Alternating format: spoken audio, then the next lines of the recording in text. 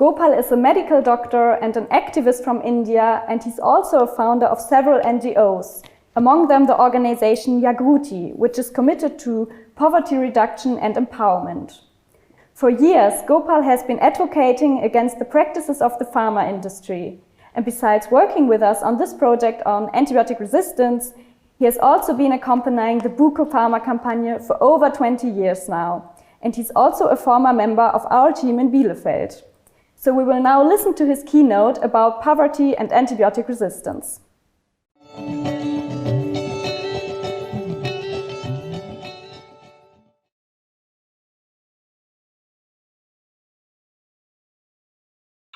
Hello everyone, I'm Dr. Gopal Dabade from India, and I live in a small town by name Dharwad, which is situated in the southern part of India in the state called Karnataka. And I'm going to tell something about India, poverty and antibiotic resistance. I have divided this entire presentation into two parts. First, I'll tell something about poverty and then about antibiotic resistance in India. Now, poverty has been estimated in India by different methods and different committees. As of now, the Planning Commission, which is the Government of India, its data on 2011 and 12, they estimate that there are 269.8 million, or close to about 22% of the population lives below poverty line. Then again, in the year 2009, there was Suresh Tendulkar committee, which estimated it to be 37%. And then there is Saxena committee in 2007, which said it was 50%. Then Arjun Sen Gupta's identified 77% of Indians as poor and vulnerable in 2009. I think this is the Arjun Sen Gupta's committee has identified the maximum number of people which live below poverty line. So these are all the committees that have been set up by the Government of India. And then there is World Bank estimate, which says it is 40% in the year 2005, and then Asian Development Bank at 50% in 2011, and ultimately the UNDP's multi-dimensional poverty index in 2019 finds the proportion of poor to be higher than 55%. Now, there are different methods that these have used to find out and assess poverty. Now, what I want to tell is that it is these people who live below poverty line are extremely vulnerable to any change that occur in the society. Maybe a natural calamity, or maybe a corona-like situation that is happening currently in India. Any change, any small change will push this vulnerable group to the brink. I think that's what this study tells us. And we have to understand that a large number of people live in such vulnerable situation in India. Now, this slide tries to show that the 1 in 5 Indians live in poverty. That is what this says. And but this study is slightly older. It is done in 2012. But what I want to say is that 62% of the population lives in 7 states in India. You have to remember that there are totally 28 states in India. So amongst those 28 states and 8 union territories, which is totally 36, 7 states have 62% of the population. And these states have been mentioned here. That includes Uttar Pradesh, Bihar, Jharkhand, and other states. So the majority of the poor live in these 7 states, and that is what this slide is about. This is the profile. Now, very recently, the World Bank data has estimated that the number of poor in India with income less around $2 per day has doubled from 60 million to 134 million in just a year because of the COVID-19 pandemic. So this only means that India is back in a situation to be called a country of mass poverty. Now, let me tell you something about antimicrobial resistance and poverty. Now, this slide shows that the burden of antibiotic resistance in the 1 million children who die within the first 4 weeks of life each year in India. Of these deaths, 190,000 are caused by sepsis, a bacterial infection that overwhelms the bloodstream. It is estimated that nearly 1/3 of these sepsis deaths are attributed to antibiotic resistance. The point here is that the very living conditions, the house in which they live, are very poorly built and poorly illuminated. And in addition, access to water is also a big problem. So all these factors, they are very living conditions. All of them contribute to the increased susceptibility to antibiotic resistance. Now, this is a slide from World Bank, and it shows how the cost to treat one TB patient in US increases by 80 times. So this shows how poverty perpetuates antibiotic resistance and high cost of antibiotic further perpetuates poverty. So this is like a vicious circle. Now this is for the US, but also remember that even in India, when antibiotic becomes resistance, then people will have to pay more. Okay, so that's about the poverty in India. Now I'll come to the antimicrobial resistance that we see in India. Now I want to begin with a very positive, and this is called as Chennai Declaration. It is titled A Road Map to Tackle the Challenge of Antimicrobial Resistance, Joint Meeting of Medical Societies in India. It was in 2012. This was the first ever meeting of the medical societies in the country on antimicrobial resistance. Now, this is called Chennai Declaration. It is named after the city where the meeting took place. It is the consensus evolved out of the meeting and co-authored by representatives of various medical societies.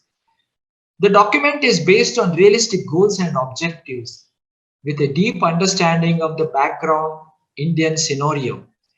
Medication including antibiotics may be purchased over the counter and or are prescribed by practitioners from alternative medical branches and healers. So it was this Chennai Declaration which brought together various stakeholders together and discussed and debated and evolved a document as to what is the problem in India. Antibiotics were sold over the counter. It could be purchased by anybody. It was prescribed by non-doctors, non-qualified people. And it was this observation that the Ministry of Health included 24 antibiotics and 11 anti-TB drugs in the Schedule H category. Now this is a Schedule H1 category. So this is in the Drugs and Cosmetic Act of India. Schedule H drugs are those drugs which can be prescribed only on prescription by a qualified medical doctor. So this special component of H1 in the Drugs and Cosmetic Act of India was introduced to regulate the over-the-counter dispensing of these particular drugs, that is 24 antibiotics and 11 anti-TB drugs. So now with the introduction of this H1, pharmacists not only have to insist on a prescription from a registered medical practitioner, but they also need to enter details in a register. Drug inspectors will monitor compliance. First line antibiotics will not come under the strict monitoring as those were excluded from the list, at least initially. So the new H1 list is based on step-by-step strategy of Chennai Declaration. So this Chennai declaration, whatever these 24 antibiotics and 11 anti-TB drugs that were brought under H1, is a consequence, is an impact of Chennai declaration. Now the Chennai declaration was done more by civil societies, where the government people also participated. But now in 2017, the government of India brought out a declaration which is called as Delhi Declaration. The Prime Minister of India noted India's role of the steering group of global health securities agenda and its leadership in the area of antimicrobial resistance. The point I'm trying to share here is that the government of India is also aware and is keenly following as to how to regulate and minimize antibiotic resistance. So what is this global health security agenda? The GHSA is a network of 70 countries as well as international and non-government organizations and private sector companies working to secure global health security. So what is the global action plan on antimicrobial resistance? And in addition, there is the work of the tripartite plus on antimicrobial resistance through information sharing, capacity building, to assist action package members in realizing and implementing their associated commitments, including antibiotic resistance. Now, let's try to understand the Indian healthcare system. It's obvious from this slide that the private healthcare system is dominating. Now, look at this second picture that you can see the bar graphs here. So you can see that in the rural area, it is 72% is in the private sector and 28% in the public sector. Whereas in the urban, it is 79% in the private sector and 21% in the public health sector. So it's obvious that India has a very dominating private healthcare system. And of course, the cost also increases because you can see here how much does it cost on an average. In the rural areas, it costs $88 in the public healthcare system. In the rural, it costs $340 in the private healthcare system. Similarly, in the urban, the public health sector costs $120 and in the private, it costs $507. So the cost of private healthcare is about 4 times greater than the country's public healthcare. So the point that I'm trying to say is that it is this private sector which is mostly often unregulated, and this private sector contributes to a lot of irrational prescription, lot of irrational drugs and high cost. So all this is the main cause for this antibiotic resistance that we are all seeing now. Now we have to look at this amongst the BRICS members. India has one of the lowest that it spends on health, which is about $57. And this is the total expenditure on health. If you see the small circle here, the government, that's the public spending, is only 30%, whereas the private spending is 70%.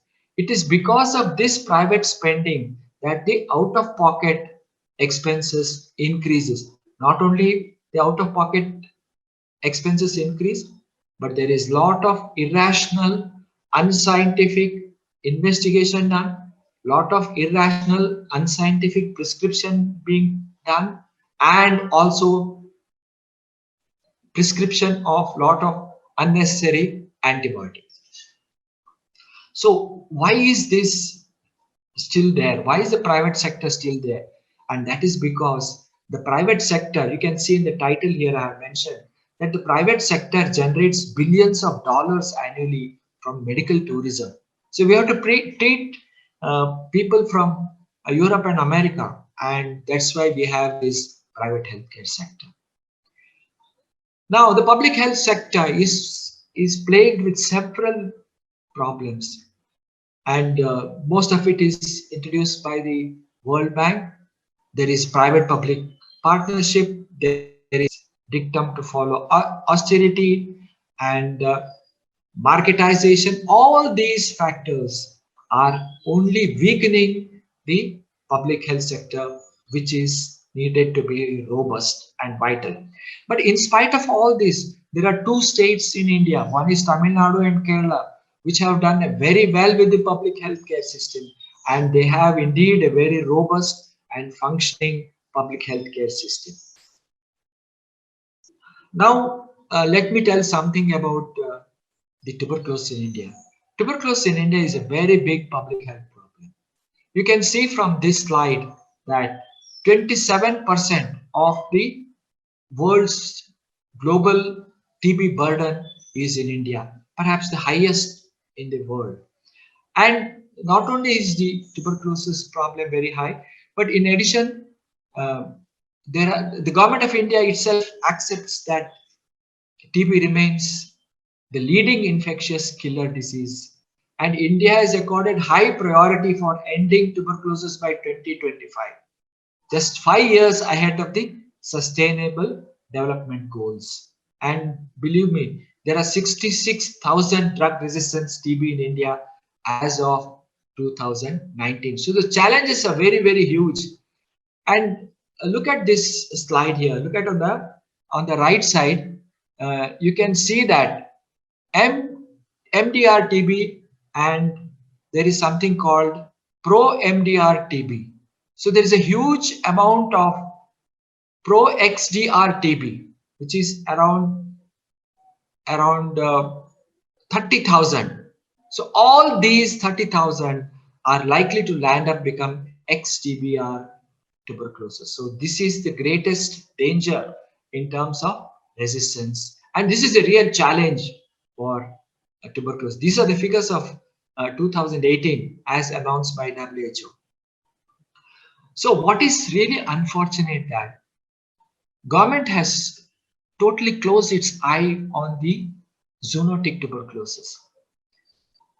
Now this is a general statement, and zoonotic tuberculosis estimated a global prevalence of 147,000 human cases. But the actual incident could be higher, and M. bovis appears to be an inadequate proxy of zoonotic tuberculosis, particularly in South Asian countries. This is an article that appeared in Lancet in the year 2020, and this highlights that if we really want to eradicate tuberculosis, or at least control tuberculosis, we need to tackle this problem of zoonotic tuberculosis. But unfortunately, the government of India is hardly looking at this issue. Now, why is zoonotic tuberculosis very high in India? Now, people who are poor have less food, not only for themselves but also for their cattle. This may make TB more common in both people and the cattle, without there being any transmission between them. Now, there are suggestions that the Mycobacterium bovis can be transmitted from humans to animals and animals to humans as well. But the point here is that both the humans and the animals, the cattle in specific, are malnourished in India, and both of them become very vulnerable to zoonotic tuberculosis. And there is also one more underlying factor that I want to tell you, that tuberculosis is no longer just a disease caused by the bacteria. It is very closely related to nutritional status. So very vast number of Indians are malnourished, undernourished, and that contributes to the extensive tuberculosis that we are seeing. Now you can see in these pictures, I did a study and examined zoonotic tuberculosis. I traveled extensively in the North Karnataka region. You can see how closely animals are related, especially in the rural areas. They are actually the animals, the cattle are kept in the house, and so the humans, they come in touch with the cattle day and night. You can see her children playing with the cattle. This is a very common scene in rural India, nothing to be surprised of. And I want to also add that The cow is something very holy in India. So people worship it. So there are a lot of politics related to cow. So these are the real challenges for eradicating or controlling tuberculosis in India. Now it is not just tuberculosis. It's also related to the bacteria. I have shown in this slide the Klebsiella pneumonia, that's the left side, and Staphylococcus aureus. You can see how the Staphylococcus aureus is showing an increase in the resistance pattern. Almost every antibiotic is showing, especially those which are the recently introduced antibiotics. This was a study that was, done in India by collecting blood and cerebrospinal fluid from about 5,700 species nationwide. Oh, this gives a clear picture. See, carbapenem resistance, Escherichia coli, from 10% to 13%. 10% in 2008 and 13% in 2013. Carbapenem resistance, which is 29% in 2008, has jumped up to 57% in 2014. Fluoroquinolones, step S, Salmonella typhi, 8% to 28%, and methicillin resistant Staphylococcus aureus in 2008 from 29% to 47% in 2015. You can also see here that fluoroquinolones, which are the also antibiotics which are used in tuberculosis, are showing a very vast increase in terms of percentage of resistance to the bacteria. Now, I did a study for buco and how antibiotics are abused in poultry. The farmers whom I interviewed were mostly ignorant and were totally dependent on the company for the use of antibiotics. So the farmer lives in the farm there, and the company person comes there and gives all the drugs and says, okay, you administer this package. And the farmer, most of them are illiterate, so there's no education material in regional language. They don't know what they are giving. So big companies use antibiotics. Poultry has become a big business house in India, and huge money is invested in it by shareholders. Now, this is one particular veterinary product I have chosen. It's called Actiburo. It's a combination of levofloxacin. It's manufactured by company ATN Biopharma. Now, look at this also. It's enrofloxacin and ciprofloxacin. Both these are broad spectrum antibiotics and belong to the class of fluoroquinolones used for tuberculosis and for which drug resistance is on the rise. So there is much more regulation and much more things to be done regarding access to medicine in tuberculosis. Okay, now you'll wonder what is this I am showing. This is something called Kumbh Mela, which occurs in the state of Jharkhand, where hundreds and thousands of pilgrims will come and they will have a bath in the holy river. Now, the corona situation in my country is in very bad shape as of now.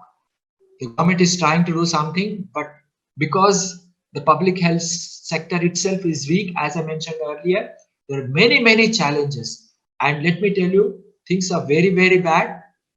The graveyards are full. There is no place for the bodies. There is shortage of beds. There is shortage of oxygen. There is shortage of medicines. It's really a very bad situation. And hopefully we will come out of this, and hopefully we will have a brighter day. Many thanks for all your kind attention, and wishing Buko again much more successes in the time to come. Thank you.